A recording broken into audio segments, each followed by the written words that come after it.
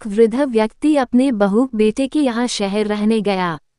उम्र के इस पड़ाव पर वह अत्यंत कमजोर हो चुका था, उसके हाथ कांपते थे और दिखाई भी कम देता था। वो एक छोटे से घर में रहते थे।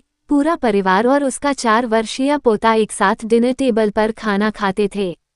लेकिन वृद्ध होने के कारण उस व्यक्ति को खाने में बड़ी दिक्कत होती थी।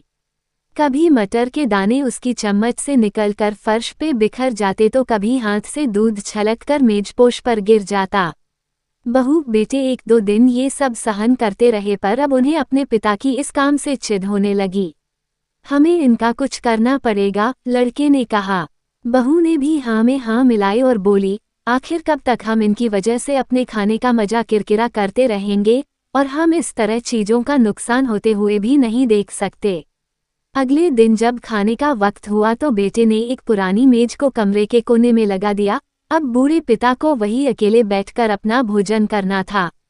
यहाँ तक कि उनके खाने के बर्तनों की जगह एक लकड़ी का कटोरा दे दिया गया था, ताकि अब और बर्तन ना टूट फूट सकें। बाकी लोग पहले की तरह ही आराम से बैठकर खाते और जब कभी कभार उस बुजुर्ग की तरफ देखते तो उनकी आंखों में आंसू दिखाई देते।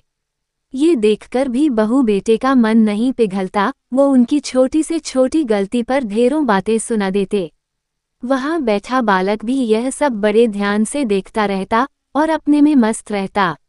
एक रात खाने से पहले उस छोटे बालक को उसके माता पिता ने जमीन पर बैठकर कुछ करते हुए देखा। तुम क्या बना रहे हो? पिता ने पूछा। बच्चे ने मासूमियत के साथ उत्तर दिया, अरे मैं तो आप लोगों के लिए एक लकड़ी का कटोरा बना रहा हूँ, ताकि जब मैं बड़ा हो जाऊं तो आप लोग इसमें खा सकें।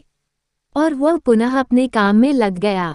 पर इस बात का उसके माता पिता पर बहुत गहरा असर हुआ। उनके मुंह से एक भी शब्द नहीं निकला और आंखों से आंसू बहने लगे।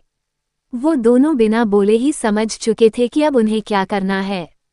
उस रात वो अपने बूढ़े पिता को वापस डिनर टेबल पर ले आए और फिर कभी उनके साथ अभद्र व्यवहार नहीं किया। दोस्तों, हम अक्सर अपने बच्चों को नैतिक शिक्षा या मॉरल वैल्यूज देने की बात करते हैं, पर हम ये भूल जाते हैं कि असल शिक्षा शब्दों में नहीं, हमारे कर्म में छुपी होती है।